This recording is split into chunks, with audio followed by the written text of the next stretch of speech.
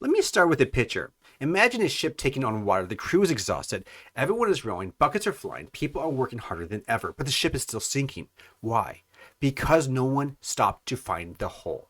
No one stopped to find the leak. That's how most men approach money. They work many hours. They work overtime. They work side gigs. They sacrifice sleep. Push harder. Make more. And they still are broke. They still feel broke constantly. Not because they're lazy. Not because they lack discipline, but because effort doesn't fix leaks alone. You don't fix a sinking ship by rowing harder. You fix it by plugging the holes. And until you do that, all your effort just delays the problem of the ship sinking. This is the core problem with financial chaos. Men assume that the solution is more income, more hustle, more grind, more stress. But the Bible never really teaches that. Prevention does not come from exhaustion. It teaches stewardship. It says that it requires of stewards that they be found faithful. Faithful doesn't mean frantic. It means ordered, intentional, accountable. Men don't have an income problem. They have a control problem. Money is leaving faster than they realize, and no one's standing to watch. So let's slow this down and get practical. Here's the truth. If your finances feel overwhelming, it's not because you're not trying hard enough. It's because you're rowing a leaking ship.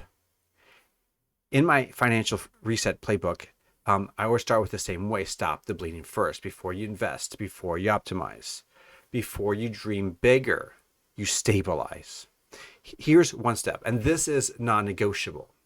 You must see where the water is coming in. For the next 7 days, let's track every dollar, every swipe, every subscription, every $5, every $2, even if it's just $10, no estimates, no rounding, just write it down. You can use an app, you can use paper, a notebook, whatever. Because money chaos survives in the dark. And the scripture says, whoever walks in the light has fellowship. Now, that's spiritual, but this is applicable here. Light brings order. Darkness hides leaks. Most men are shocked when they actually look. Not because they're reckless, but because small leaks compound. Streaming services, food delivery, impulse Amazon buys, auto renewals you forgot existed. Each one looks harmless, but together they sink the ship. That's step one. Step two, separate effort from effectiveness. Ask the question of every expense. Is this keeping me afloat, or am I bailing water while the holes stay open? This is where men get defensive. They say, I deserve this. I work hard. I need this to relax. Well, maybe. But a captain doesn't argue with the ocean. You can't.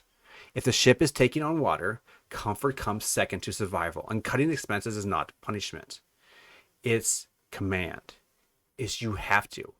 It's not that you're broke, it's you're reclaiming authority. So you start with the obvious. Cancel subscriptions you don't actively use. Pause eating out for convenience, not connection. Delay purchases that don't solve real problems. You don't need perfection in this. You just need progress, even if it's slow. That's step two. Step three here is create margin before momentum. Margin is a dry deck space. Margin is what keeps panic out of your voice. Margin starts with small emergency buffers. $10, $100, $1,000. Not necessarily invested yet, not necessarily optimized, just in a high interest savings account. Make sure it's somewhat available, but not too available. That's your first patch. Then 1 month expenses, then 3. That's how a man stops reacting and starts leading.